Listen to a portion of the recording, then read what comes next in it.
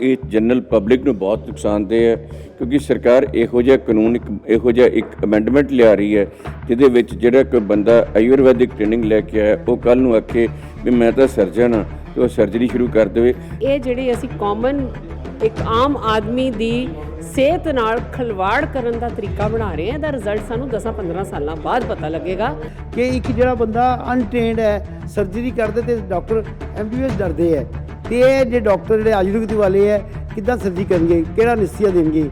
ਜਿਹੜੇ ਆਮ ਜਨਤਾ ਹੈ, ਜਿਸ ਤਰ੍ਹਾਂ ਮੈਂ ਕਿਹਾ, ਉਹਨਾਂ ਸਾਰੀ ਪ੍ਰੈਕਟਿਸ ਤੇ ਉਹਨਾਂ ਤੇ ਹੀ ਹੋਊਗੀ ਨਾ, ਸਾਰਾ ਸਫਰ ਤੇ ਉਹ ਹੀ ਕਰਨਗੇ, ਕਿਉਂਕਿ ਜਿਹੜੀ ਅਫੋਰਡਿੰਗ ਪਾਪੂਲੇਸ਼ਨ ਹੈ ਜਾਂ ਜਿਹੜੇ ਸਾਡੇ ਗਵਰਨਮੈਂਟ ਦੇ ਚੁਣਿੰਦਾ ਬੰਦੇ ਨੇ ਉਹ ਤੇ ਵੈਸੇ ਵੀ ਟੌਪ ਇੰਸਟੀਚਿਊਟ ਜਾਂ ਬਾਹਰ ਜਾ ਕੇ ਇਲਾਜ ਕਰਾਉਂਦੇ, ਉਹਦੇ ਇਹਨਾਂ ਕੋਲੋਂ ਇਲਾਜ ਕਰਾਉਣਗੇ ਨਹੀਂ। ਦੇਖੋ, ਇੰਨੀ ਮਿਹਨਤ ਕਰਕੇ ਮਾਡਰਨ ਸਿਸਟਮ ਨੇ ਇੱਥੇ ਇਹੋ ਜਿਹੇ ਸੈਂਟਰ ਖੋਲ੍ਹੇ ਨੇ ਜਿਨ੍ਹਾਂ ਕਰਕੇ ਮੈਡੀਕਲ ਟੂਰਿਜ਼ਮ ਨਾਲ ਹੀ ਸਾਨੂੰ $9 ਬਿਲੀਅਨ ਦੀ ਕਮਾਈ ਹੈ ਹਰ ਸਾਲ, ਔਰ ਹਰ ਸਾਲ ਇਹ 8% ਵੱਧ ਰਹੀ ਹੈ।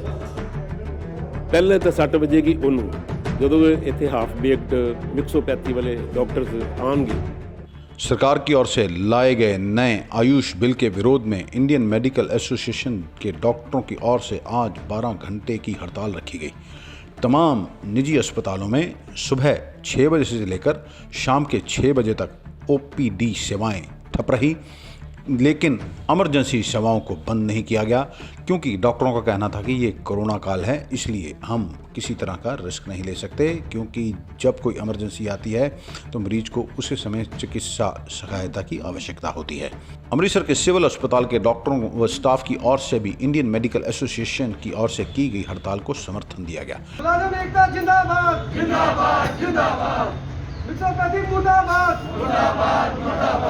बता दें कि केंद्र सरकार ने आयुर्वेदिक यानी कि आयुष के तहत आने वाले पोस्ट ग्रेजुएशन डॉक्टरों और दूसरे डॉक्टरों को भी 58 तरह की सर्जरियां करने के लिए अधिकृत कर दिया है, जिसमें वह पेट व अन्य कई तरह के रोगों की सर्जरियां कर सकेंगे।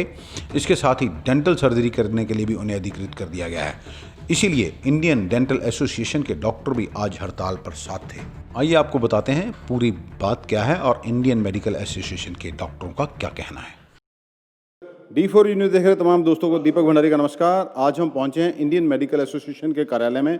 आपको बता दें कि केंद्र सरकार की ओर से एक आयुष को 58 किस्म की जो सर्जरियां हैं करने के अलाउ कर दिया गया है। इंडियन मेडिकल एसोसिएशन और इंडियन डेंटल एसोसिएशन की ओर से आज सिंबॉलिक हड़ताल की गई है। सुबह 6 बजे से लेकर आज 6 बजे तक शाम के 12 घंटे की हड़ताल थी। हमारे साथ हैं अमृतसर इंडियन मेडिकल एसोसिएशन की सैकटरी डॉक्टर अर्पिता राणा, इनसे बात करते हैं।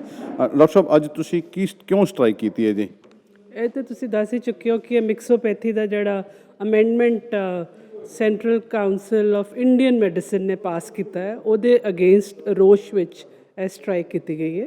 ਡਾਕਟਰ ਸਾਹਿਬ, ਤੁਹਾਨੂੰ ਕਿੰਨਾ ਕੁ ਲੱਗਦਾ ਵੀ ਕਿੰਨੀ ਤੁਹਾਡੀ ਸਕਸੈਸਫੁਲ ਹੋਈ ਅੱਜ ਦੀ ਸਟ੍ਰਾਈਕ? ਸਾਡੀ ਸਾਰੀ OPDs ਬੰਦ ਸੀਗੀਆਂ ਜੀ। ਸਾਡੇ ਸਿਰਫ ਐਮਰਜੈਂਸੀ ਤੇ ਕੋਵਿਡ ਵਰਕ ਚੱਲ ਰਿਹਾ ਸੀ, OPD ਸਭ ਜਗ੍ਹਾ ਬੰਦ ਸੀ। ਡਾਕਟਰ ਸਾਹਿਬ, ਤੁਹਾਡੀ ਮੇਨ ਡਿਮਾਂਡ ਕੀ ਹੈ? ਤੁਹਾਡੀ ਮੇਨ ਡਿਮਾਂਡ ਹੈ ਕਿ ਇਸ ਅਮੈਂਡਮੈਂਟ ਨੂੰ ਵਾਪਸ ਲਿੱਤਾ ਜਾਏ, ਕਿਉਂਕਿ ਇਹ ਤੇ ਸਰਾਸਰ ਹੋਰ ਕੁਝ ਨਹੀਂ ਤੇ ਆਮ ਜਨਤਾ ਦੀ ਸਿਹਤ ਤੇ ਉਹਨਾਂ ਦੀ ਜਾਨਾਂ ਨਾਲ ਖਿਲਵਾੜ ਹੈ। ਕਿਉਂਕਿ ਤੁਸੀਂ ਕਿਸੇ ਨੂੰ ਵੀ ਹਾਫ ਹਾਰਟਡ ਥੋੜੀ ਜੀ ਟ੍ਰੇਨਿੰਗ ਦੇ ਕੇ ਸਰਜਨ ਨਹੀਂ ਬਣਾ ਸਕਦੇ। Every surgeon surgery is there is nothing called simple surgery. सारी सर्जरीज़ ਦੀ ਕੋਈ ਨਾ ਕੋਈ ਕੰਪਲਿਕੇਸ਼ਨ ਹੋ ਸਕਦੀ ਹੈ, ਜਿਹੜੀ ਕਿ 10 ਸਾਲ ਦੇ ਰਿਗਰਸ ਟ੍ਰੇਨਿੰਗ ਤੋਂ ਬਾਅਦ ਵੀ ਫਰਦਰ ਐਕਸਪੀਰੀਅੰਸ ਤੋਂ ਬਾਅਦ ਹੀ ਸਰਜਨਸ ਅਚੀਵ ਕਰ ਪੈਂਦੇ ਨੇ ਉਸ ਡਾਕਟਰ। ਫਿਰ ਤੁਹਾਨੂੰ ਕੀ ਲੱਗਦਾ ਜੇ ਇਸ ਤਰ੍ਹਾਂ ਹੁੰਦਾ ਹੈ ਤੇ ਇਹਦਾ ਨੁਕਸਾਨ ਕੀ ਹੋਏਗਾ ਜਾਂ ਮੈਡੀਕਲ ਪ੍ਰੋਫੈਸ਼ਨ ਦਾ ਨਾਮ ਜਿਹੜਾ ਖਰਾਬ ਹੋਏਗਾ? ਬਹੁਤ ਸਾਰੇ ਪਾਸੇ ਨੁਕਸਾਨ ਹੈ। ਇੱਕ ਤਾਂ ਮੈਡੀਕਲ ਪ੍ਰੋਫੈਸ਼ਨ ਦਾ, ਮਾਡਰਨ ਮੈਡੀਸਿਨ ਜੋ ਕਿ ਇੰਡੀਅਨ ਡਾਕਟਰਸ ਵਰਲਡ ਵਾਈਡ ਇੰਨੇ ਰਿਸਪੈਕਟਡ ਹੈ, ਇੰਡੀਆ ਇੰਨਾ ਹੌਟ ਸਪੌਟ ਹੈ ਫॉर ਮੈਡੀਕਲ ਟੂਰਿਜ਼ਮ, ਉਹ ਖਤਮ ਹੋ ਜਾਏਗਾ। ਦੂਸਰਾ, ਜਿਹੜੇ ਆਮ ਜਨਤਾ ਹੈ, ਜਿਸ ਤਰ੍ਹਾਂ ਮੈਂ ਕਿਹਾ, ਉਹਨਾਂ ਸਾਰੀ ਪ੍ਰੈਕਟਿਸ ਤੇ ਉਹਨਾਂ ਤੇ ਹੀ ਹੋਊਗੀ ਨਾ, ਸਾਰਾ ਸਫਰ ਤੇ ਉਹ ਹੀ ਕਰਨਗੇ, ਕਿਉਂਕਿ ਜਿਹੜੀ ਅਫੋਰਡਿੰਗ ਪਾਪੂਲੇਸ਼ਨ ਹੈ ਜਾਂ ਜਿਹੜੇ ਸਾਡੇ ਗਵਰਨਮੈਂਟ ਦੇ ਚੁਣਿੰਦਾ ਬੰਦੇ ਨੇ ਉਹ ਤੇ ਵੈਸੇ ਵੀ ਟੌਪ ਇੰਸਟੀਚਿਊਟ ਜਾਂ ਬਾਹਰ ਜਾ ਕੇ ਇਲਾਜ ਕਰਾਉਂਦੇ, ਉਹਦੇ ਇਹਨਾਂ ਕੋਲੋਂ ਇਲਾਜ ਕਰਾਉਣਗੇ ਨਹੀਂ। ਮਤਲਬ ਪਹਿਲੇ ਸਰਕਾਰ ਨੂੰ ਵੱਡੇ ਜਿਹੜੇ ਟੌਪ ਬਿਊਰੋਕਰੇਟਸ ਹੈ ਜਾਂ ਟੌਪ ਪੋਲੀਟੀਸ਼ੀਅਨਸ ਹੈ, ਜੇ ਉਹ ਆਪਣਾ ਇਲਾਜ ਇਹਨਾਂ ਕੋਲ ਕਰਾਉਣ, ਉਹ ਕਰਾਉਣ ਤੇ ਫਿਰ ਠੀਕ ਹੈ, ਬਾਕੀ ਜਨਤਾ ਪਿੱਛੇ ਆਏ। If they are the leaders they should lead in this also ਕਿ yes I will get operated from an this Ayush doctor. लेकिन उन्होंने बड़ी अच्छी बात की है, जो नेता हैं और बड़े ब्यूरोक्रेट्स हैं अपना इलाज कराने के लिए बाहर चले जाते हैं और आम जनता को मरने के लिए छोड़ दिया है। हमारे साथ और भी डॉक्टर हैं, इनसे साथ बात करेंगे। अब हमारे साथ हैं Indian medical association nursing home cell के प्रेजिडेंट डॉक्टर सुखजीत सिंह, इनसे बात करते हैं। डॉक्टर साहब, ਤੁਹਾਨੂੰ ਕੀ ਲੱਗਦਾ ਜਿਹੜਾ ਸਰਕਾਰ ਨਵਾਂ ਕਾਨੂੰਨ ਲੈ ਕੇ ਆ ਰਹੀ ਹੈ, ਇਹ ਕਿੰਨਾ ਤੁਹਾਡੀ ਜਿਹੜੀ ਹੈ ਇੰਡੀਅਨ ਮੈਡੀਕਲ ਐਸੋਸੀਏਸ਼ਨ ਨੂੰ ਮੈਡੀਕਲ ਜਿਹੜਾ ਕਿੱਤਾ ਇਹਨੂੰ ਕਿੰਨਾ ਕੁ ਨੁਕਸਾਨਦੇਹ ਹੋਏਗਾ? ਦੇਖੋ, ਇਹ ਸਾਨੂੰ ਤਾਂ ਕੀ ਨੁਕਸਾਨ ਦੇਣਾ ਕਿ ਨਹੀਂ ਦੇਣਾ, ਇਹ ਜਨਰਲ ਪਬਲਿਕ ਨੂੰ ਬਹੁਤ ਨੁਕਸਾਨਦੇਹ ਹੈ, ਕਿਉਂਕਿ ਸਰਕਾਰ ਇਹੋ ਜਿਹਾ ਕਾਨੂੰਨ ਇਹੋ ਜਿਹਾ ਇੱਕ ਅਮੈਂਡਮੈਂਟ ਲਿਆ ਰਹੀ ਹੈ ਜਿਹਦੇ ਵਿੱਚ ਜਿਹੜਾ ਕੋਈ ਬੰਦਾ ਆਯੁਰਵੈਦਿਕ ਟ੍ਰੇਨਿੰਗ ਲੈ ਕੇ ਆਇਆ ਉਹ ਕੱਲ੍ਹ ਨੂੰ ਆਖੇ ਵੀ ਮੈਂ ਤਾਂ ਸਰਜਨ ਹਾਂ ਤੇ ਉਹ ਸਰਜਰੀ ਸ਼ੁਰੂ ਕਰ ਦੇਵੇ। ਡਾਕਟਰ ਅੰਮ੍ਰਿਤਾ ਰਾਣਾ ਨੇ ਬੜੀ ਚੰਗੀ ਗੱਲ ਆਖੀ ਸੀ, ਜੇ ਲੀਡਰਸ ਇਹਨਾਂ ਤੋਂ ਸਰਜਰੀ ਕਰਾਉਣ ਲੱਗ ਪੈਣਗੇ ਫਿਰ ਆਮ ਜਨਤਾ ਵੀ ਕਰਾ ਲਵੇ, ਫਿਰ ਕੋਈ ਫਰਕ ਨਹੀਂ ਪੈਂਦਾ। ਜਿੱਥੋਂ ਤੱਕ ਤਲਕ ਇਹਨਾਂ ਦਾ ਸਾਡੀ ਇਹਨਾਂ ਨਾਲ ਕੋਈ ਵਿਰੋਧ ਨਹੀਂ ਹੈਗਾ। ਸਾਡਾ ਵਿਰੋਧ ਸਰਕਾਰ ਨਾਲ ਹੈ ਵੀ ਇਹੋ ਜਿਹੇ ਅਮੈਂਡਮੈਂਟਸ ਕਰੋਨਾ ਕੋਵਿਡ ਦੇ ਟਾਈਮ ਤੇ ਤਾਂ ਮਤਲਬ ਵੀ ਕੋਈ ਨਹੀਂ ਸੀ ਲਿਆਉਂਦਾ, ਵੈਸੇ ਵੀ ਲਿਆਉਣ ਦਾ ਕੋਈ ਮਤਲਬ ਨਹੀਂ। ਤੇ ਡਾਕਟਰ ਸਾਹਿਬ, ਕੀ ਜ਼ਰੂਰਤ ਪਈ ਸਰਕਾਰ ਨੂੰ ਇਹ ਵਾਲੀ ਨਵੀਂ ਜਿਹੜੀ ਅਮੈਂਡਮੈਂਟ ਕਰਨ ਦੀ? ਸਾਨੂੰ ਇਸ ਗੱਲ ਬਾਰੇ ਕੋਈ ਇਲਮ ਨਹੀਂ ਗਾ, ਪਰ ਇਹ ਸੁਣਿਆ ਗਿਆ ਵੀ ਸ਼ਾਇਦ ਇਹਨਾਂ ਨੇ ਕੋਈ ਪ੍ਰੈਸ਼ਰ ਪਾਇਆ ਆਯੁਰਵੈਦਿਕਸ ਨੇ ਵੀ ਸਾਨੂੰ ਵੀ ਸਰਜਰੀ ਲਾਓ ਕੀਤੀ ਜਾਏ, ਅਦਰਵਾਈਜ਼ ਕੋਈ ਇਸ ਬਾਰੇ ਮੈਨੂੰ ਕੋਈ ਨੌਲੇਜ ਨਹੀਂ ਹੈਗੀ। ਅੱਛਾ ਡਾਕਟਰ ਸਾਹਿਬ, ਵੇਖਿਆ ਜਾਏ ਤਾਂ ਪਹਿਲੇ ਕੁਝ ਤੁਹਾਡੇ ਵੀ ਜਿੰਨੇ IMA ਦੇ ਡਾਕਟਰ ਜਾਂ ਵੱਡੇ ਹਸਪੀਟਲ ਨੇ ਉਹਨਾਂ ਦੇ ਵਿੱਚ ਵੀ ਤੇ BAMS ਡਾਕਟਰ ਕਰਦੇ ਨੇ ਆ ਕੇ ਮਰੀਜ਼ਾਂ ਦਾ ਟ੍ਰੀਟਮੈਂਟ। ਕੀ ਹਾਂ, ਉਹ ਸਰਜਰੀ ਤਾਂ ਨਹੀਂ ਕਰਦੇ, ਹਾਂ ਜੀ OPD ਵੀ ਨਹੀਂ ਕਰਦੇ, ਮੈਡੀਸਨ ਨਹੀਂ ਵੇਚਦੇ, ਹਾਂ ਠੀਕ ਹੈ, ਜੋ ਨਰਸਿੰਗ ਕੇਅਰ ਕਰਦੇ ਉਹ ਵੀ ਕਰਦੇ ਤੇ ਹੋਰ ਉਹ ਕੁਝ ਨਹੀਂ ਕਰਦੇ। ਸਾਡੇ ਨਾਲ ਨੇ ਡਾਕਟਰ OP ਸਿੰਘਾਨੀਆ, ਜਿਹੜੇ ਕਿ ਸੀਨੀਅਰ ਵਾਈਸ ਪ੍ਰੈਜ਼ੀਡੈਂਟ ਨੇ ਅੰਮ੍ਰਿਤਸਰ ਇੰਡੀਅਨ ਮੈਡੀਕਲ ਐਸੋਸੀਏਸ਼ਨ ਦੇ। ਡਾਕਟਰ ਸਾਹਿਬ, ਤੁਹਾਨੂੰ ਕੀ ਲੱਗਦਾ ਇਹ ਜਿਹੜਾ ਕਾਨੂੰਨ ਤੁਸੀਂ ਅੱਜ ਸਿੰਬੋਲਿਕ 6 ਤੋਂ 6 ਹੜਤਾਲ ਕੀਤੀ ਹੈ, ਸਰਕਾਰ ਤੱਕ ਤੁਹਾਡੀ ਆਵਾਜ਼ ਜਾਏਗੀ? ਨਹੀਂ, ਜ਼ਰੂਰ ਜਾਏਗੀ, ਕਿਉਂਕਿ ਸਾਰੇ ਹਿੰਦੁਸਤਾਨ ਦੇ ਵਿੱਚ 6 ਤੋਂ 6 ਸਾਲਾਂ ਦੇ ਡਾਕਟਰਾਂ ਨੇ ਨਾਨ ਐਮਰਜੈਂਸੀ ਨਾਨ ਕੋਵਿਡ ਜਿਹੜੀ ਹੈ ਸਟ੍ਰਾਈਕ ਕੀਤੀ ਹੈ। ਤੇ ਉਹਦੇ ਨਾਲ ਕੀ ਹੈ ਕਿ ਦੇਖੋ ਇੰਨੇ ਲੱਖਾਂ ਡਾਕਟਰ ਹਿੰਦੁਸਤਾਨ ਦੇ ਅਗਰ ਕੁਝ ਕਰਨਗੇ ਤਾਂ ਉਹਦਾ ਅਸਰ ਜ਼ਰੂਰ ਹੋਏਗਾ। ਨਾਲੇ ਸਾਡੀ ਉਹਨਾਂ ਨਾਲ ਲੜਾਈ ਕੋਈ ਨਹੀਂ ਹੈਗੀ, ਸਾਡੀ ਲੜਾਈ ਹੈ ਕਿ ਗੌਰਮੈਂਟ ਨੇ ਗਲਤ ਫੈਸਲਾ ਕੀਤਾ ਹੈ ਕਿ ਇੱਕ ਜਿਹੜਾ ਬੰਦਾ ਅਨਟ੍ਰੇਨਡ ਹੈ ਸਰਜਰੀ ਕਰਦੇ ਤੇ ਡਾਕਟਰ MBBS ਡਰਦੇ ਹੈ, ਤੇ ਇਹ ਜੇ ਡਾਕਟਰ ਜਿਹੜੇ ਆਯੁਰਵੈਦਿਕ ਵਾਲੇ ਹੈ ਕਿੱਦਾਂ ਸਰਜਰੀ ਕਰਨਗੇ, ਕਿਹੜਾ ਅਨਸਥੀਸੀਆ ਦੇਣਗੇ, ਕੀ ਬਾਅਦ 'ਚ ਮੈਡੀਸਨ ਦੇਣਗੇ, ਤੇ ਜੇ ਫਸ ਜਾਣਗੇ ਆਪਰੇਸ਼ਨ ਕਰਦੇ ਤਾਂ ਕੀ ਹੋਏਗਾ? ਡਾਕਟਰ ਸਾਹਿਬ, ਜਿਹੜੇ 58 ਸਰਜਰੀਜ਼ ਦੀ ਗੱਲ ਕੀਤੀ ਜਾ ਰਹੀ ਹੈ ਇਹਨਾਂ ਨੂੰ, ਉਹ ਕਿਹੜੀਆਂ ਸਰਜਰੀ ਨੇ ਡਾਕਟਰ ਸਾਹਿਬ? ਕੀ ਇਹ ਪਹਿਲੇ ਕਰਦੇ ਸੀਗੇ? ਨਹੀਂ, ਕੋਈ ਸਰਜਰੀ ਨਹੀਂ ਕਰਦੇ ਸੀ। 58 ਤੇ ਗਵਰਨਮੈਂਟ ਇੱਕ ਲਿਸਟ ਬਣਾਈ ਹੈ ਜਿਹਦੇ 'ਚ ਹਰ ਤਰ੍ਹਾਂ ਦੇ ਆਰਥੋਪੈਡਿਕ ਆਪਰੇਸ਼ਨ, ਅਬਡੋਮਨ ਦੇ ਆਪਰੇਸ਼ਨ, ENT ਆਪਰੇਸ਼ਨ, ਸਾਰੇ ਆਪਰੇਸ਼ਨ ਹੈ ਜਿਹੜੇ ਕਿ ਆਈ ਥਿੰਕ ਵੀ ਜਿਹੜੇ ਡਾਕਟਰ ਸਰਜਨ ਕਰਦੇ ਆ ਉਹ ਵੀ ਘਬਰਾਉਂਦੇ ਆ ਕਿਉਂਕਿ ਉਹ ਕਦੀ ਨਾ ਕਿਸੇ ਸਟੇਜ ਤੇ ਫਸ ਜਾਂਦੇ ਆ। ਅੱਛਾ ਡਾਕਟਰ ਸਾਹਿਬ, ਇੱਕ ਲੋਕਾਂ ਨੂੰ ਇਹ ਹੈ ਥੋੜਾ ਵੀ ਜਿਹੜੇ BAMS ਡਾਕਟਰ ਨੇ ਕੇਵਲ ਆਯੁਰਵੈਦਿਕ ਦੀ ਹੀ ਪ੍ਰੈਕਟਿਸ ਕਰ ਸਕਦੇ ਆ, ਕਿ ਉਹ ਐਲੋਪੈਥਿਕ ਦੀ ਪ੍ਰੈਕਟਿਸ ਕਰਨ ਦੇ ਅਧਿਕ੍ਰਿਤ ਹੈਗੇ, ਉਹਨਾਂ ਨੂੰ ਕਰ ਸਕਦੇ ਆ ਇਹ ਵਾਲੀ ਪ੍ਰੈਕਟਿਸ? ਨਹੀਂ, ਐਸਾ ਨਹੀਂ ਹੋਣਾ ਚਾਹੀਦਾ, ਕਿਉਂਕਿ ਹਰ ਇੱਕ ਨੂੰ ਆਪਣੀ ਸਪੈਸ਼ਲਿਟੀ 'ਚ ਰਹਿਣਾ ਚਾਹੀਦਾ ਹੈ। ਹੋਮਿਓਪੈਥੀ ਨੂੰ ਹੋਮਿਓਪੈਥੀ ਕਰਨੀ ਚਾਹੀਦੀ ਹੈ, ਐਲੋਪੈਥੀ ਨੂੰ ਐਲੋਪੈਥੀ, ਤੇ ਆਯੁਰਵੈਦ ਨੂੰ ਆਯੁਰਵੈਦਿਕ ਸੀਮਿਤ ਰਹਿਣਾ ਚਾਹੀਦਾ। ਤੇ ਡਾਕਟਰ ਸਾਹਿਬ, ਤੁਸੀਂ ਸਰਕਾਰ ਨੂੰ ਕੀ ਮੈਸੇਜ ਦੇਣਾ ਚਾਹੁੰਦੇ ਹੋ? ਮੈਸੇਜ ਇਹੀ ਦਿੰਦੇ ਹਾਂ ਕਿ ਵੀ ਇਸ ਕਾਨੂੰਨ ਬਣਾਉਣ ਤੋਂ ਪਹਿਲਾਂ ਬਹੁਤ ਜ਼ਿਆਦਾ ਸਟੱਡੀ ਕਰਨੀ ਚਾਹੀਦੀ ਹੈ, ਕਿਉਂਕਿ ਸਰਜਰੀ ਕਰਾਣੀ ਆਯੁਰਵੈਦਿਕ ਡਾਕਟਰ ਕੋ I think it's very strange. Benefit ਇਹਦਾ ਨੁਕਸਾਨਦਾਇਕ ਹੈ ਬਹੁਤ, ਪੇਸ਼ੈਂਟ ਲਈ ਵੀ ਬਹੁਤ ਜ਼ਿਆਦਾ ਨੁਕਸਾਨ ਹੈ ਇਹਦੇ ਕਰਕੇ। ਦੇਰ can be mortality, patient can die during operation, who will be responsible? ਦੇਖੋ, ਇਹਨਾਂ ਦਾ ਕਹਿਣਾ ਕਿ ਮਰੀਜ਼ ਮਰ ਸਕਦਾ ਹੈ, ਇਹਨੂੰ ਪਹਿਲੇ ਸੋਚਿਆ ਹੀ ਨਹੀਂ ਗਿਆ ਇਸ ਕਾਨੂੰਨ ਨੂੰ ਲਿਆਉਣ ਵਾਸਤੇ। ਸਾਡੇ ਨਾਲ ਹੋਰ ਵੀ ਡਾਕਟਰ ਉਹਨਾਂ ਨਾਲ ਵੀ ਗੱਲ ਕਰਦੇ ਹਾਂ। ਸਾਡੇ ਨਾਲ ਨੇ ਇੰਡੀਅਨ ਮੈਡੀਕਲ ਐਸੋਸੀਏਸ਼ਨ ਪੰਜਾਬ ਦੇ ਵਰਸ਼ 2021 ਦੇ ਚੁਣੇ ਗਏ ਪ੍ਰਧਾਨ ਡਾਕਟਰ ਕੁਲਦੀਪ ਸਿੰਘ ਅਰੋੜਾ, ਉਹਨਾਂ ਨਾਲ ਗੱਲ ਕਰਦੇ ਹਾਂ ਵੀ ਇਹ ਜਿਹੜੀ ਨਵੀਂ ਕਾਨੂੰਨ ਲਿਆਂਦਾ ਸਰਕਾਰ ਨੇ ਆਯੁਰਵੈਦਿਕ ਦੇ ਡਾਕਟਰਾਂ ਨੂੰ ਦੇ ਦਿੱਤੀ ਗਈ ਇਜਾਜ਼ਤ, ਇਹਦਾ ਕੀ ਨੁਕਸਾਨ ਹੋਏਗਾ ਤੇ ਕੀ ਇਹਨਾਂ ਨੇ ਸਰਕਾਰ ਤੱਕ ਆਪਣੀ ਗੱਲਬਾਤ ਪਹੁੰਚਾਉਣ ਵਾਸਤੇ ਕੀ ਕੀਤਾ? ਭੰਡਾਰੀ ਸਾਹਿਬ, ਤੁਸੀਂ ਆਪ ਹੀ ਸੋਚ ਸਕਦੇ ਹੋ ਵੀ ਦੋ ਨਦੀਆਂ ਚੱਲਦੀਆਂ ਪਈਆਂ, ਪੈਰਲ ਚੱਲ ਰਹੀਆਂ, ਮਤਲਬ ਤੇ ਹਰ ਇੱਕ ਦਾ ਇੱਕੋ ਹੀ ਹੈ, ਜਾ ਕੇ ਸਮੁੰਦਰ 'ਚ ਗਿਰਨਾ। ਮਤਲਬ ਦੋਨਾਂ ਪੈਥੀਜ਼ ਦਾ ਹੈ ਤੇ ਇਹੋ ਹੀ ਹੈ ਵੀ ਆਪਾਂ ਦੁਨੀਆ ਦਾ ਭਲਾ ਕਰਨਾ, ਇਹਨਾਂ ਨੂੰ ਹੈਲਥ ਡਿਲੀਵਰੀ ਦੇਣੀ, ਰਾਈਟ?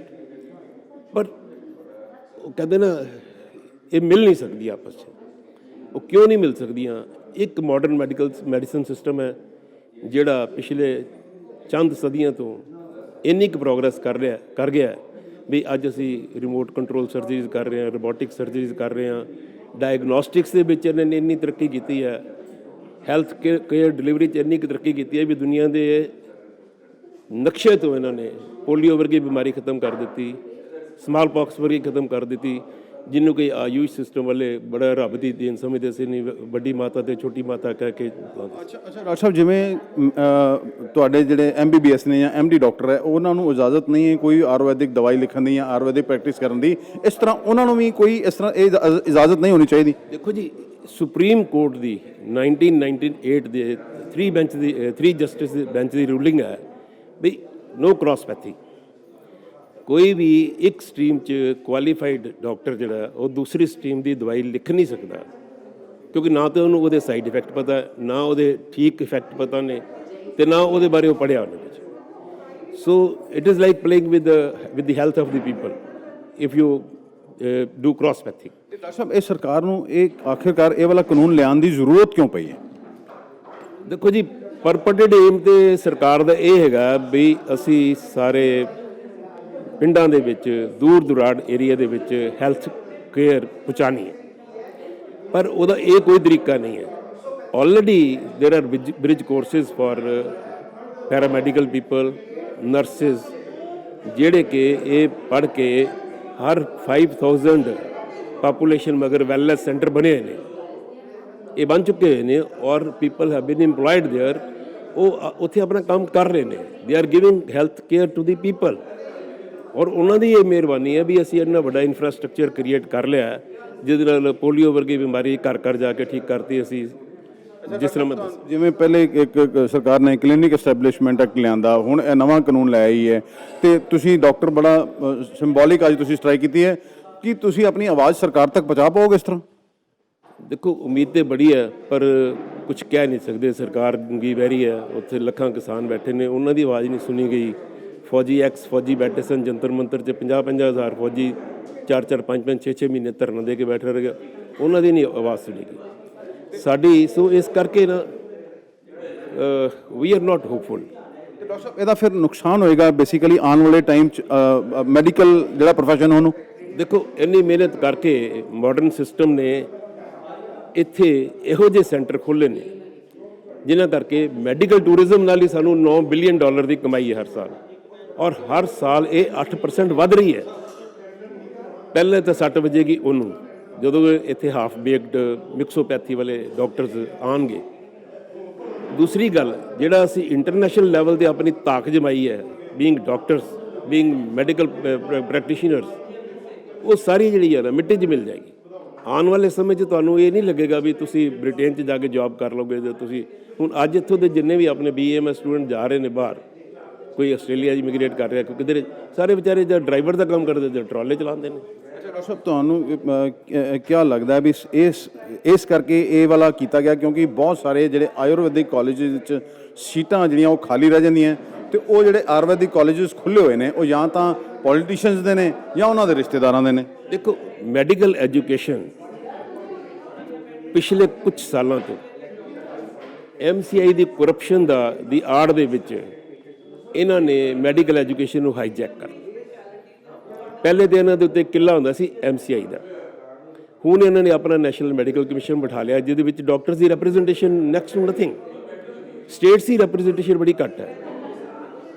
ਯੂ ਸੀ, ਹੁਣ ਪ੍ਰੋਬਲਮ ਇਹ ਹੈਗੀ ਹੈ ਵੀ ਇਹਨਾਂ ਦੇ ਮੈਡੀਕਲ ਕਾਲਜਿਸ ਜਿਹੜੇ ਨੇ ਖਾਲੀ ਪਏ ਨੇ। ਜਿਹੜੇ ਤੁਸੀਂ ਦੇਖ ਹੀ ਲਿਆ, ਪੰਜਾਬ ਦੇ ਵਿੱਚ 441 ਸੀਟਾਂ ਖਾਲੀ ਪਈਆਂ, ਸਿਰਫ ਇਸ ਕਰਕੇ ਵੀ 80% ਤੁਸੀਂ ਫੀਸ ਵਧਾਈ ਜਾਓ। ਗਰੀਬ ਆਦਮੀ ਕਿੱਥੋਂ ਪੜ੍ਹਾਏਗਾ ਆਪਣੇ ਬੱਚੇ ਨੂੰ? You understand? Likewise Ayurvedic medical colleges ਵੀ ਇਹਨਾਂ ਦੇ ਨੇ, ਉੱਲੂ ਬੋਲਦੇ ਨੇ ਉੱਥੇ, ਉਹਨਾਂ ਨੂੰ ਭਰਨ ਲਈ ਇਹਨਾਂ ਨੇ ਇਹ ਚਾਲ ਖੇਡੀ ਹੈ। ਇਹ ਕੰਮ ਕੀਤਾ ਸਾਰਾ ਮਾਡਰਨ ਸਿਸਟਮ ਦਾ ਬੇੜਾ ਗਰਕ ਕਰ ਲਈ। ਇਹਨਾਂ ਦਾ ਡਾਕਟਰ ਸਾਹਿਬ ਦਾ ਦੇਖੋ ਸਪਸ਼ਟ ਕਹਿਣਾ ਹੈ ਕਿ ਜਿਹੜਾ ਮਾਡਰਨ ਸਿਸਟਮ ਦਾ ਬੇੜਾ ਗਰਕ ਕਰਨ ਤੇ ਤੁਲੀ ਹੋਈ ਸਰਕਾਰ, ਇਹਨਾਂ ਦੀ ਸਰਕਾਰ ਤੱਕ ਆਵਾਜ਼ ਪਹੁੰਚੇਗੀ ਜਾਂ ਨਹੀਂ ਪਹੁੰਚੇਗੀ? ਕਿਉਂਕਿ ਸਰਕਾਰ ਗੂੰਗੀ ਬੈਰੀ ਹੋਈ ਹੈ। ਕਿਸਾਨ ਬੈਠੇ ਨੇ ਇੰਨੇ ਦੇਰ ਤੋਂ, ਪਿਛਲੇ ਕਈ ਦਿਨਾਂ ਤੋਂ ਧਰਨੇ ਤੇ ਬੈਠੇ, ਉਹਨਾਂ ਦੀ ਗੱਲ ਨਹੀਂ ਸੁਣੀ। ਦਿਨਾਂ ਦੀ ਗੱਲ ਤੁਸੀਂ ਸਾਡੇ ਨਾਲ ਨੇ ਅੰਮ੍ਰਿਤਸਰ ਦੇ ਸਾਲ 2021 ਦੇ ਚੁਣੇ ਗਏ ਇੰਡੀਅਨ ਮੈਡੀਕਲ ਐਸੋਸੀਏਸ਼ਨ ਦੇ ਪ੍ਰਧਾਨ ਡਾਕਟਰ ਅਮਨਦੀਪ ਕੌਰ, ਇਹਨਾਂ ਨਾਲ ਵੀ ਗੱਲ ਕਰਾਂਗੇ ਅਸੀਂ। ਸਾਡੇ ਨਾਲ ਨੇ ਡਾਕਟਰ ਅਮਨਦੀਪ ਕੌਰ, ਜੋ ਇੰਡੀਅਨ ਮੈਡੀਕਲ ਐਸੋਸੀਏਸ਼ਨ ਦੇ 2021 ਦੇ ਪ੍ਰੈਜ਼ੀਡੈਂਟ ਨੇ। ਡਾਕਟਰ ਸਾਹਿਬ, ਅੱਜ ਤੁਹਾਡੀ ਹੜਤਾਲ ਸੀਗੀ 12 ਘੰਟੇ, ਜਿਹੜਾ ਆਯੂਸ਼ ਨੂੰ ਲੈ ਕੇ ਨਵਾਂ ਸਰਕਾਰ ਕਾਨੂੰਨ ਲੈ ਕੇ ਆਈ ਹੈ, ਇਹ ਕਿੰਨੀ ਸਕਸੈਸਫੁਲ ਰਹੀ ਅੱਜ? ਦੇਖੋ, ਇਹ ਸਾਡੀ ਸੰਕੇਤਿਕ ਹੜਤਾਲ ਜਿਹਦੇ 'ਚ ਸਿਰਫ ਅਸੀਂ ਨਾਨ ਐਮਰਜੈਂਸੀ ਸਰਵਿਸ ਤੇ ਨਾਨ ਕੋਵਿਡ ਸਰਵਿਸਿਜ਼ ਬੰਦ ਕੀਤੀਆਂ ਨੇ, ਇਹ ਕਾਫੀ ਸਕਸੈਸਫੁਲ ਹੈ।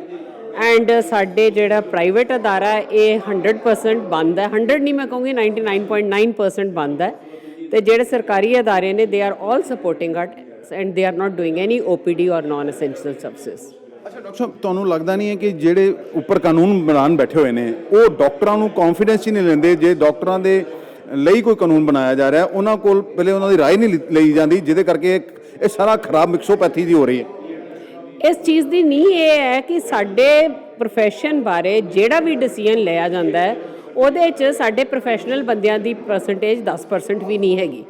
ਜਿੰਨੀ ਦੇਰ ਡਾਕਟਰ ਆਪਣੇ ਆਪ ਨੂੰ ਰਿਪਰੈਜ਼ੈਂਟ ਨਹੀਂ ਕਰਨਗੇ, ਕੋਈ ਵੀ ਬਿਊਰੋਕਰੇਟ, ਪੋਲੀਟੀਸ਼ੀਅਨ ਜਾਂ ਲੀਡਰਸ ਕੋਈ ਵੀ ਨਹੀਂ ਇਹ ਦੱਸ ਸਕਦੇ ਕਿ ਡਾਕਟਰੀ ਪ੍ਰੋਫੈਸ਼ਨ 'ਚ ਬਰੀਕੀ 'ਚ ਕਿਹੜੀਆਂ ਚੀਜ਼ਾਂ ਇਨਵੋਲਵਡ ਹੈ ਤੇ ਸਾਨੂੰ ਚਾਹੀਦਾ ਕੀ ਹੈ। ਸੋ ਸਾਡੀ ਇੱਕ ਬਹੁਤ ਵੱਡੀ ਮੰਗ ਹੈ ਕਿ ਜਿਹੜੀ ਵੀ ਸਾਡੇ ਲਈ ਕੋਈ ਕਮਿਸ਼ਨ ਜਿਵੇਂ ਨਾ NMC ਬਣਾਇਆ ਉਹਦੇ 'ਚ ਸਾਡੇ ਮੈਡੀਕਲ ਪ੍ਰੋਫੈਸ਼ਨਸ ਦੀ ਰਿਪਰੈਜ਼ੈਂਟੇਸ਼ਨ ਤੇ ਹੋਵੇ ਔਰ ਇੱਕ ਪ੍ਰੋਪਰ ਨੰਬਰ 'ਚ ਹੋਵੇ where we can tell them what we are facing, what we are going through and what we will face in near future। ਜਿਹੜੇ ਵੀ ਕਾਨੂੰਨ ਅੱਜ ਬਣਦੇ ਨੇ ਇਹਨਾਂ ਦਾ ਅਸਲੀ ਰਿਜ਼ਲਟ ਜਿਹੜਾ ਪਤਾ 10-15 ਸਾਲਾਂ ਬਾਅਦ ਲੱਗਦਾ ਕਿ ਉਹਦਾ ਇਫੈਕਟ ਕੀ ਹੋਣਾ ਹੈ। This is what we want to tell the government. ਅੱਜ ਜਿਹੜੀ ਸਾਡੀ ਸੰਕੇਤਕ ਹੜਤਾਲ ਹੈ ਕਿ ਇਹ ਜਿਹੜੀ ਅਸੀਂ ਕਾਮਨ ਇੱਕ ਆਮ ਆਦਮੀ ਦੀ ਸਿਹਤ ਨਾਲ ਖਿਲਵਾੜ ਕਰਨ ਦਾ ਤਰੀਕਾ ਬਣਾ ਰਹੇ ਹਾਂ, ਇਹਦਾ ਰਿਜ਼ਲਟ ਸਾਨੂੰ 10-15 ਸਾਲਾਂ ਬਾਅਦ ਪਤਾ ਲੱਗੇਗਾ। ਪਰਮਾਤਮਾ ਦੇ ਵਾਸਤੇ ਇਹ ਨਾ ਕਰੋ। ਅੱਛਾ ਡਾਕਟਰ ਸਾਹਿਬ, ਤੁਹਾਨੂੰ ਨਹੀਂ ਲੱਗਦਾ ਕਿ ਜਿਵੇਂ ਇਹ ਆਯੁਰਵੈਦਿਕ ਡਾਕਟਰ ਜਿਹੜਾ MBBS ਜਦੋਂ PMT ਦੇ ਪੇਪਰ ਹੁੰਦੇ ਨੇ, ਬਹੁਤ ਮਿਹਨਤ ਕਰਕੇ ਡਾਕਟਰ ਬਣਦਾ, ਇਹ ਉਹਨਾਂ ਦੇ ਬਰਾਬਰ ਖੜੇ ਹੋ ਜਾਣਗੇ ਜਾਂ ਤੁਹਾਨੂੰ ਕੀ ਲੱਗਦਾ ਇਹਦਾ ਨੁਕਸਾਨ ਕੀ ਹੋਏਗਾ? ਇਹਦਾ ਨੁਕਸਾਨ ਇਹ ਹੋਏਗਾ ਕਿ ਟ੍ਰੇਨਿੰਗਸ ਦੋਵੇਂ ਜਿਹੜੀਆਂ ਨੇ ਉਹਨਾਂ ਦਾ ਤਰੀਕਾ ਹੀ ਫਰਕ ਹੈ। ਐਲੋਪੈਥੀ ਦੀ ਟ੍ਰੇਨਿੰਗ ਇੱਕ ਡਿਫਰੈਂਟ ਤਰੀਕੇ ਨਾਲ ਕਰਾਈ ਜਾਂਦੀ ਹੈ, ਆਯੁਰਵੈਦਿਕ ਜਿਹੜੇ ਵੈਦ ਹੈ ਉਹਨਾਂ ਦੀ ਟ੍ਰੇਨਿੰਗ ਇੱਕ ਡਿਫਰੈਂਟ ਤਰੀਕੇ ਨਾਲ ਕਰਾਈ ਜਾਂਦੀ ਹੈ। ਜਦੋਂ ਸਾਡੀ ਬੇਸਿਕ ਅੰਡਰ ਗ੍ਰੈਜੂਏਟ ਟ੍ਰੇਨਿੰਗ ਇੱਕ ਡਿਫਰੈਂਟ ਤਰੀਕੇ ਦੀ ਹੈ, ਅਸੀਂ ਇਹਨਾਂ ਨੂੰ ਪੋਸਟ ਗ੍ਰੈਜੂਏਟ ਜਾਂ MD MS ਜਾਂ ਸੁਪਰ ਸਪੈਸ਼ਲਿਸਟ ਲੈਵਲ ਤੇ ਲਿਆ ਕੇ ਉਹਨਾਂ ਨੂੰ ਕਲੱਬ ਕਿਵੇਂ ਕਰ ਸਕਦੇ ਹਾਂ? ਇੱਕ 5 ਸਾਲ 5.5 ਸਾਲ ਦੀ ਅੰਡਰ ਗ੍ਰੈਜੂਏਟ ਟ੍ਰੇਨਿੰਗ, ਉਸ ਤੋਂ ਬਾਅਦ 3 ਸਾਲਾਂ ਦੀ ਪੋਸਟ ਗ੍ਰੈਜੂਏਟ ਟ੍ਰੇਨਿੰਗ ਐਂਡ ਕਈ ਕਿੱਤਿਆਂ ਦੇ ਵਿੱਚ ਉਸ ਤੋਂ ਬਾਅਦ 3 ਸਾਲਾਂ ਦੀ ਸੁਪਰ ਸਪੈਸ਼ਲਿਸਟ ਟ੍ਰੇਨਿੰਗ। ਜਦੋਂ ਇੱਕ ਹੋਈ ਡਿਫਰੈਂਟ ਤਰੀਕੇ ਨਾਲ ਹੈ ਤੇ ਇੱਕ 3 ਮਹੀਨਿਆਂ ਦਾ ਬ੍ਰਿਜ ਕੋਰਸ ਉਹਨੂੰ ਕਿਵੇਂ ਬ੍ਰਿਜ ਕਰ ਸਕਦਾ ਹੈ? ਮੇਰੀ ਸਮਝ ਤੋਂ ਤੇ ਬਾਹਰ ਹੈ। 40 ਸਾਲ ਹੋ ਗਏ ਨੇ ਮੈਨੂੰ ਵੀ ਇਸ ਕਿੱਤੇ ਨਾਲ ਜੁੜਿਆ ਹੋਇਆ। ਅਸੀਂ ਹਰ ਸਾਲ ਨਵੀਂ ਚੀਜ਼ ਸਿੱਖਦੇ ਹਾਂ ਐਜ਼ ਡਾਕਟਰਸ। ਤੇ ਤੁਸੀਂ ਸਾਡੀ ਜਿਹੜੀ 11 ਸਾਲ ਦੀ ਮਿਹਨਤ ਫॉर ਅ ਸੁਪਰ ਸਪੈਸ਼ਲਿਸਟ ਜਾਂ 8-8.5 ਸਾਲ ਦੀ ਮਿਹਨਤ ਟੂ ਬਿਕਮ ਅ ਸਪੈਸ਼ਲਿਸਟ, ਉਹਨੂੰ 3 ਮਹੀਨਿਆਂ 'ਚ ਕਿਵੇਂ ਬ੍ਰਿਜ ਕਰ ਸਕਦੇ ਹੋ? ਅੱਛਾ ਡਾਕਟਰ ਸਾਹਿਬ, ਤੁਹਾਨੂੰ ਨਹੀਂ ਲੱਗਦਾ ਜਿਵੇਂ ਪਹਿਲੇ ਨੈਸ਼ਨਲ ਮੈਡੀਕਲ ਕਮਿਸ਼ਨ ਦਾ ਬਿੱਲ ਲਿਆਂਦਾ ਗਿਆ, ਫਿਰ ਹੌਲੀ-ਹੌਲੀ MBBS ਦੀ ਜਿਹੜੀਆਂ ਫੀਸਾਂ ਵਧਾਈ ਜਾ ਰਹੀਆਂ, ਉਹਨਾਂ ਤੀਸਰਾ ਜਿਹੜਾ ਆਯੁਰਵੈਦਿਕ ਡਾਕਟਰਾਂ ਨੂੰ ਸਰਜਰੀ ਦੀ ਇਜਾਜ਼ਤ ਦੇ ਦਿੱਤੀ ਗਈ, ਕਿਤੇ ਨਾ ਕਿਤੇ ਇਹ ਮੈਡੀਕਲ ਪ੍ਰੋਫੈਸ਼ਨ ਦਾ ਇਹਦਾ ਆਉਣ ਵਾਲੇ ਸਮੇਂ 'ਚ ਬਹੁਤ ਨੁਕਸਾਨ ਹੋਏਗਾ। ਇਹ ਤਾਂ ਜੀ ਮੈਡੀਕਲ ਪ੍ਰੋਫੈਸ਼ਨ ਦਾ, ਸਾਡੇ ਐਲੋਪੈਥਿਕ ਪ੍ਰੋਫੈਸ਼ਨ ਦਾ कान है। इस तो बिना मैं और कुछ नहीं करना चाहती। ये थी डॉक्टर अमनदीप कौर। तमाम डॉक्टरों से हमने बात की है, उनका यही कहना है ये जो पद्धति है आयुर्वेदिक को अपने हिसाब से काम करना चाहिए। आज उन्होंने सांकेतिक हड़ताल तो की है 12 घंटे के लिए। इनका कहना है कि काफ़ी लोगों ने अपनी जो OPD बंद रखी, लेकिन इसलिए किसी को प्रभावित न, कोरोना काल चल रहा है, एमरजेंसी सर्विसेज उन्होंने बंद नहीं की हैं, लेकिन अगर सरकार इनकी बात नहीं सुनती है तो मजबूरन इन्हें हड़ताल पर भी जाना पड़ेगा। अब सरकार का आखिर क्या मंशा है? डॉक्टरों के लिए कानून बनाया जाता है, डॉक्टरों को उसमें नहीं रखा जाता, उनकी राय नहीं ली जाती। किसानों के लिए कानून बनाया जाता है, किसानों को साथ नहीं रखा जाता। आखिर ये सरकार क्या कर रही है? सरकार की मंशा क्या है? और वैसे भी इतनी फीसें ज़्यादा बढ़ गई हैं, आम व्यक्ति अपने बच्चे को पढ़ा नहीं सकेगा।